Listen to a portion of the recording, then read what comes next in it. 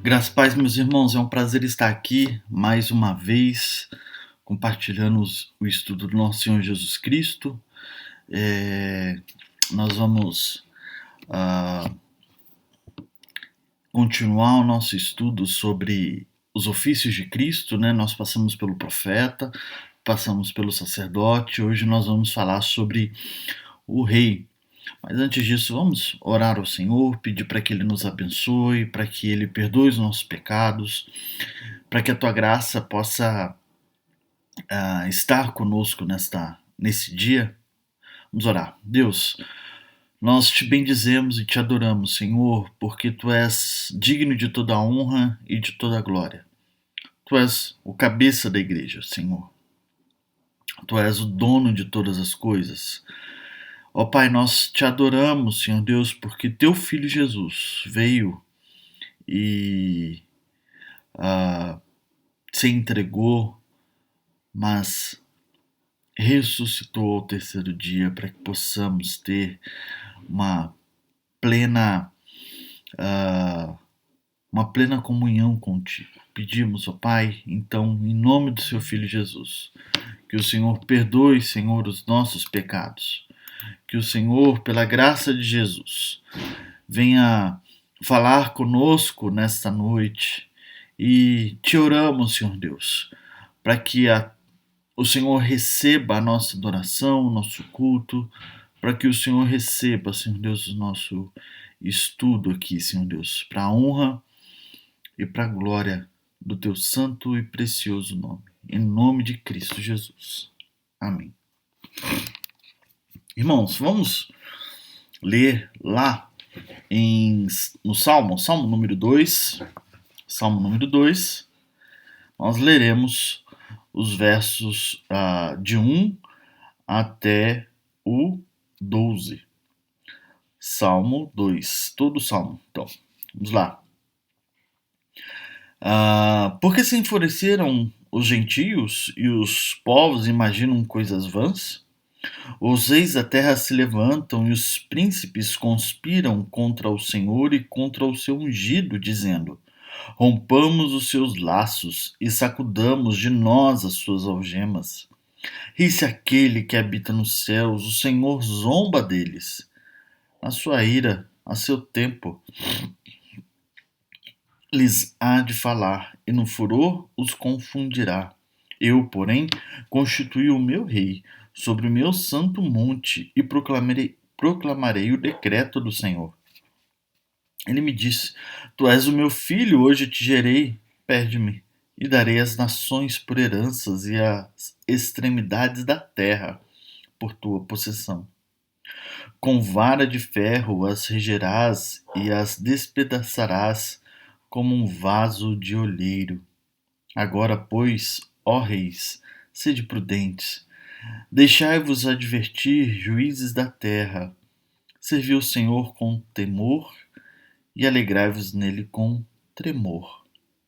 Beijai o filho para que não se irrite e não pereçais no caminho, porque dentro em pouco se lhe inflamará a ira. Bem-aventurado todos os que nele se refugiam. Como falei no início, nós vamos falar nesse estudo sobre o terceiro ofício, né? O ofício sobre rei de Cristo Jesus. E como rei, o rei tinha algumas funções ali no Antigo Testamento, em toda a Bíblia. O rei tinha algumas funções muito interessantes porque ele era representante, lembrar que ele era representante do Senhor aqui na terra. Então, o rei, ele deveria governar, proteger, guardar na salvação, sujeitar o povo a si, derrotar os inimigos, estabelecer oficiais, leis e disciplinas viáveis para governar, dar graça salvadora, castigar quem não conhece a Deus nem obedece o seu evangelho. O papel principal do rei também era de ler Escrituras e colocar em prática o que estava sendo lido e fazer com que o povo seja colocasse também em prática.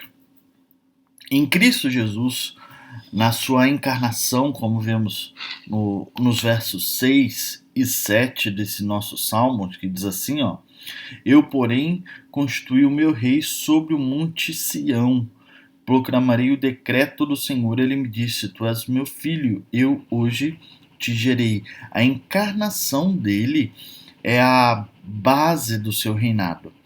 A própria encarnação dele é a sua realeza.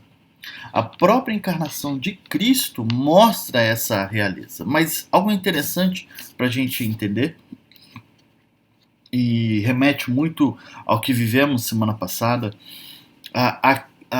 a humilhação desse rei. O livro de Filipenses, capítulo 2, vai nos dar um relato bem interessante sobre essa humilhação desse rei. Vai nos dizer assim: Tende vós o mesmo sentimento que houve também em Cristo, pois ele, subsistindo de forma de Deus, não julgou com usurpação ser igual a Deus. Antes, a si mesmo se esvaziou, assumindo forma de servo, tornando-se semelhante a homens e reconhecido em figura humana. A si mesmo se humilhou, tornando-se obediente até a morte e morte de cruz. Isso é muito importante porque esse rei, que através da sua encarnação é mostrado para nós a sua realeza, ele se humilha. E a humilhação dele, que nós lembramos semana passada, que é a sua morte na cruz, principalmente, tudo que ele passou na cruz, essa semana, no sábado, se eu não me engano, nós vimos, eu e minha família, a gente viu o filme A Paixão de Cristo, de 2004. Mostra de uma maneira bem forte, né, o que Cristo passou. E aquilo dali não significa quase nada do que realmente ele passou, do que realmente aconteceu com ele, a humilhação que ele teve. E essa humilhação é a base, é a causa, é a demonstração pública da sua realeza, porque ele precisou ser humilhado para que depois ele possa ser exaltado. O próprio texto de Filipenses nos diz isso, continuando no verso 9: pelo que também Deus o exaltou sobremaneira, ele deu um nome que está acima de todo nome, para que o nome de Jesus se dobre todo o joelho nos céus, na terra e debaixo da terra, e toda língua confesse que Jesus Cristo é o Senhor é o dono, o rei, para a glória de Deus Pai. Através da humilhação de Cristo, da morte, da humilhação que ele teve na cruz, de se tornar maldito, como o próprio texto nos lembra, o próprio texto bíblico nos lembra, é a demonstração da sua realeza, porque ele mostra logo na sequência a sua exaltação. Exaltação, irmãos. Nosso Deus exaltou a Jesus Cristo, o rei realmente, o rei que mostra toda a sua glória. E a ressurreição chancela de que toda autoridade foi dada a ele. Olha só, Romanos capítulo 1, verso 3 e 4, olha só. Com respeito a seu filho, o qual, segundo a carne, veio da descendência de Davi. Ou seja, qual que é a promessa de Deus? Que o cedro, o símbolo, né, da realeza, do rei, o cedro, nunca se apartaria do descendente de Davi. Então o texto aqui está falando que o filho que segundo a carne veio da descendência de Davi, ou seja, ele é rei realmente dos judeus, o rei é prometido para o povo, foi designado filho de Deus com poder segundo o Espírito de santidade, pela ressurreição de mortos, a saber, Jesus Cristo, nosso Senhor. A ressurreição é a chancela de que tem toda a autoridade sobre os céus e a terra. Jesus Cristo é o Senhor, o dono, através da ressurreição dele, é chancelado isso para nós. Então é muito importante a gente entender, quando se pensa no rei, a sua humilhação, a ideia de uma setinha para baixo, mas também a sua exaltação. E contando, 10 dias, 40 dias, na verdade, após a sua morte e a sua ressurreição, 40 dias após a sua ressurreição, nós temos a sua ascensão, né? E 10 dias depois da sua ascensão, nós temos a descida do Espírito Santo. O que é isso importante? Porque na sua ascensão, quando ele é mostrado na sua exaltação, quando é mostrado toda a sua glória, todo o seu poder a todos que estão ali, ele dá algumas ordenanças. Ele diz que essa autoridade, a autoridade dada pelo Pai para ele dá para a sua igreja. Mas o que é interessante saber disso? Existe uma natureza que é mediadora. Olha lá, vamos abrir um texto e nós vamos entender melhor sobre o que eu estou dizendo. 1 Coríntios capítulo 15, versos 24 a 28.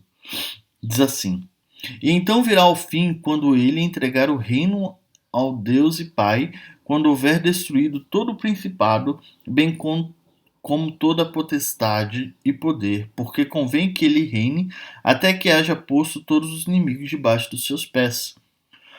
O último inimigo a ser destruído é a morte, porque todas as coisas sujeitou debaixo dos pés. E quando diz que todas as coisas lhe são sujeitas, certamente exclui aquele que tudo lhe subordinou.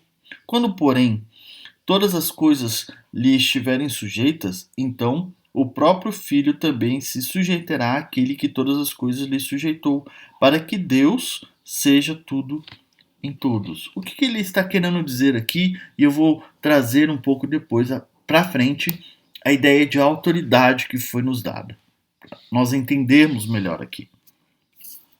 Aqui não está falando sobre que Cristo é menor que Deus. Aqui nós sabemos que Cristo é da mesma essência de Deus. Jesus Cristo é da mesma essência de Deus. Ele é a segunda pessoa da Trindade. Não há uma hierarquia aqui em relação de um ser maior do que o outro. Mas o texto aqui está falando sobre realeza. Como rei, e um papel do rei é colocar ordem ao caos, colocar ordem às coisas, ordem no que aconteceu, por exemplo, por causa do pecado. Como rei, ele coloca ordem em todas essas coisas, derrota o nosso último inimigo. E isso aqui é uma visão futura, né? Paulo já está mostrando futuramente o que vai acontecer. Ele derrota plenamente o nosso último inimigo e devolve esse reino organizado, esse reino sem esse caos provocado pelo pecado, pela morte, devolve a Deus. Isso é muito importante, porque ele mostra para nós que, como rei, ele coloca ordem na casa e devolve ao pai. Ele cumpre a missão de rei.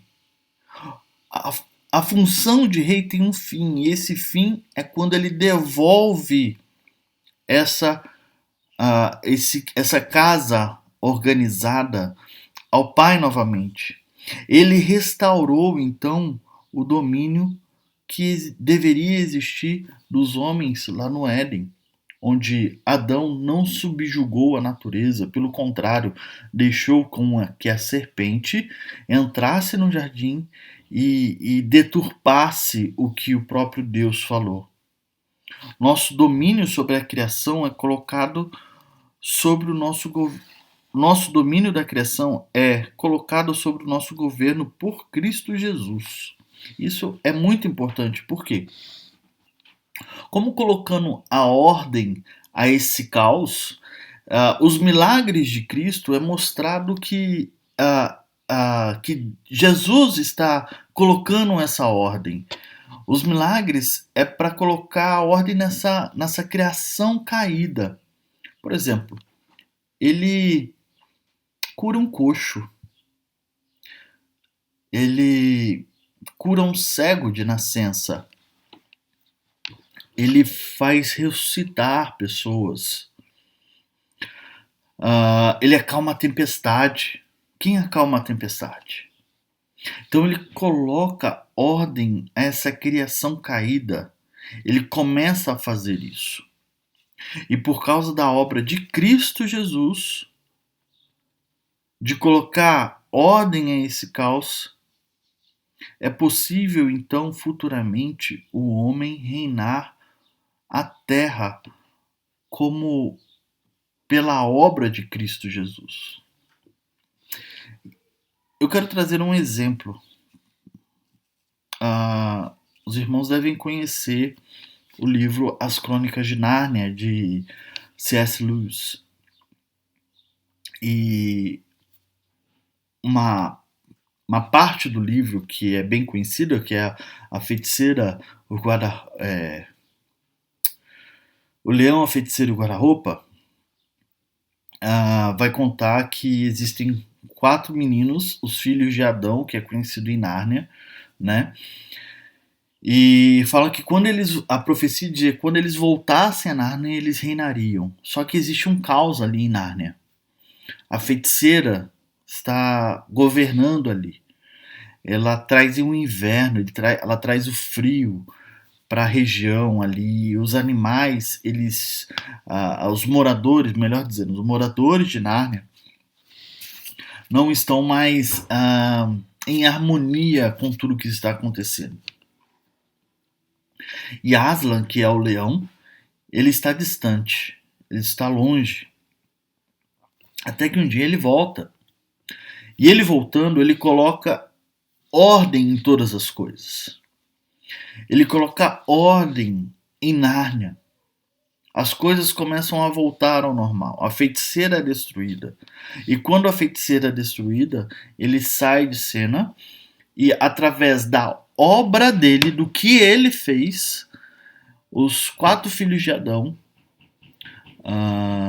os 4 meninos, eles são reconhecidos como reis e reinam sobre Nárnia. Mas não é mérito deles, é pelo que Aslan fez. O que eu estou querendo dizer? Eu quero trazer essa ilustração para mostrar que, pelo que Cristo fez, nós reinaremos e teremos o poder e a autoridade de subjugar a natureza como era a vontade de Deus lá no Éden, desde o início. Subjugar, dominar, cultivar dessa natureza, desse jardim novo, desse novo céu e na nova terra, não por nós, mas pela obra de Cristo, e por causa do que ele fez, ele vai ser glorificado por toda a eternidade. Cristo Jesus, o Senhor, e por causa dele, que nos deu autoridade, nosso papel hoje é proclamar esse Rei maravilhoso que coloca a ordem no caos. A fome não é algo normal. A fome é um caos. E como rei, Cristo está colocando ordem a esse caos. E ele usa a igreja como instrumento. E meios de proclamar esse modo de organizar a casa de uma maneira plena. A fome não é. As doenças, a morte, o sofrimento, e o papel da igreja é proclamar este rei que foi humilhado e foi exaltado. E por causa da obra dele, esse caos da criação caída terá um futuro totalmente diferente. A igreja, ela é a proclamadora desse rei maravilhoso. E a igreja que eu estou falando não é somente o seu órgão de instituição, mas eu estou falando nós como corpo, porque Cristo é o corpo da igreja, é o rei, é o cabeça da igreja. E pela autoridade dele, pelo que ele fez, pelo que lembramos no último final de semana, nós podemos sair nesse mundo proclamando a esse rei maravilhoso, a esse rei que também é profeta. E como profeta, ele é aquele que diz: em verdade vos digo, mas ele também é a mensagem, é o verbo vivo. Esse rei que também é o sacerdote, que nos representa diante de Deus, mas que também é o cordeiro. Esse rei que coloca a ordem no caos da criação caída, coloca a ordem neste mundo de dor e de sofrimento, e que dá autoridade para a igreja para proclamar a vitória diante da dor e do sofrimento.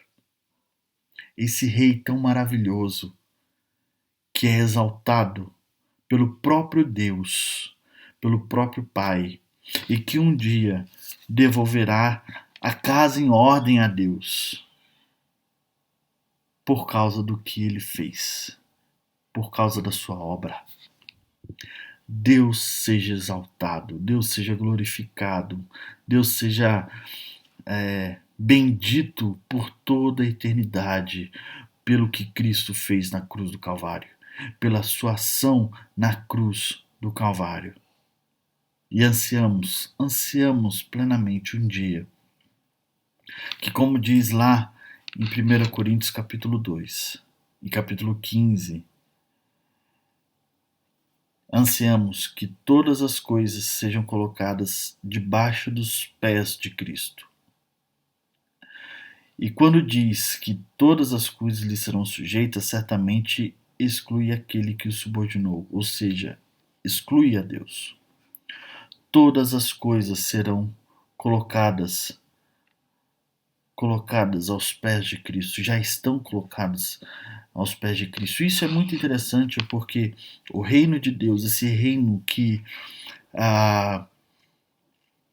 é maravilhoso, que está em ordem, nós já podemos desfrutar pouco dele já. É o famoso já, mas ainda não. Nós podemos desfrutar dele hoje, mas não plenamente. Não plenamente. Por isso, igreja presbiteriana do Jardim Satélite, Deus nos deu essa autoridade de proclamar esse reino maravilhoso, esse reino onde o caos não existirá. Nós podemos proclamar e desfrutar um pouco dele hoje, por causa da obra redentora de Cristo Jesus, pelo que ele fez, pelo que nós lembramos semana passada, final de semana passado, e pela sua subida aos céus que lembraremos daqui a 40 dias, contando de domingo, na sua ascensão. Louvado seja Deus, louvado seja o Rei. E como o Salmo 2, os reinos da terra, os reis dessa terra ficam querendo lutar contra esse rei, mas não tem como. Esse rei é o próprio Filho de Deus. Que o Senhor possa estar com o seu povo, que o Senhor possa estar conosco e que possamos realmente entender essa autoridade que Ele nos dá de proclamar, de bendizer e de adorar a esse Deus tão maravilhoso. Que possamos ser proclamadores desse reino vindouro que já pode ser experimentado nos dias de hoje. Que Deus os abençoe. Semana que vem nós veremos como esses 3 ofícios podem ser presente na nossa igreja e na sua família. Vamos orar? Deus e Pai, é tão bom, Senhor, termos Cristo como Rei, aquele que colocou ordem à criação caída. A criação caída que nos dava cegos, coxos, morte. E hoje, nós podemos desfrutar desse reino vindouro, que não haverá mais cegos, coxos, nem morte, porque todas as coisas ficaram para trás e tudo se fez novo. Te bendizemos, Senhor Deus, te adoramos, te glorificamos, porque Cristo Jesus é o Rei, é o Senhor, é o dono de todas as coisas. Através da obra dele, através do que ele fez, nós temos paz com Deus e voltamos, Senhor Deus, ao nosso propósito original de ter uma comunhão plena contigo e de dominar e cultivar nessa terra. Ó Pai, em nome de Cristo Jesus, nos dê uma semana maravilhosa, uma semana em que possamos experimentar desse Rei que já é presente, mas ainda não. Que o Senhor possa abençoar aqueles que estão sofrendo, que eles possam sentir a presença desse Rei maravilhoso e entender que a situação em que eles estão vivendo logo, logo, logo terminará. E não haverá mais choro, nem dor, nem morte. Não haverá mais desemprego, não haverá mais fome, não haverá mais doença, não haverá mais nada. E que em Cristo Jesus a nossa esperança possa ser viva. Pai, cuida de nós, nos fortaleça. Nós pedimos em nome de Cristo, em nome do seu Filho Jesus. Amém. Deus abençoe, meus irmãos, que o Pai possa estar com vocês.